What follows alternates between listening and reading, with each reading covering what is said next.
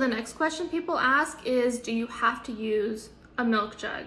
And the answer is no. It's just the most common because a lot of people drink milk or water, so it's easy for people to accumulate a lot of. There's probably some plastic you have around your house or that you drink weekly that you can use to winter sow. Last year, it was my first year winter sowing, and so I didn't have a lot of time to prepare and like be collecting our milk jugs.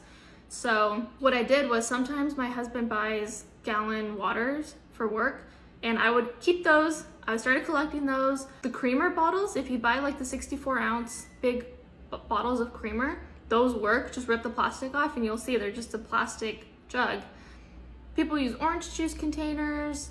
People even use like salad boxes. And I still needed more, so I went to my local Dunkin' Donuts and asked them if I could have their milk jugs, and they said yes. And so I went a couple times and they gave me like 5 every time just from that day, and that's how I got extra milk jugs.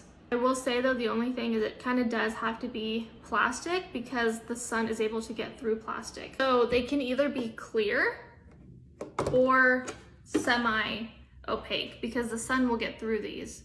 The next question is, what kind of potting mix do you use for it? And that's exactly what I suggest, is potting mix, because seed starting mix has no nutrients. It's like literally just peat moss. That's only enough for a seed to germinate. After that, they're not getting fed from that peat moss. Potting mix has fertilizer in it, and so once they germinate and are starting to grow up and be little seedlings, they can feed from that soil for a while. And the whole point of this is to set it outside and kind of forget it.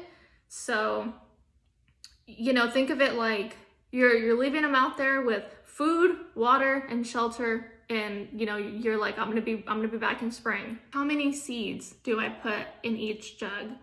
That depends on your situation, what you're trying to grow, what kind of plant it is. If you're trying to grow, say, squash in a jug, you know, squash, they get big really fast. They take up a lot of room.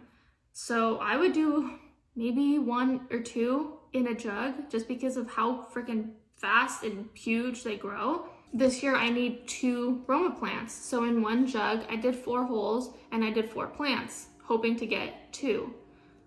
So I like to do just a little bit extra, more than what I need. I wouldn't push more than like 4 tomato plants in a milk jug before they start, you know, needing some more room.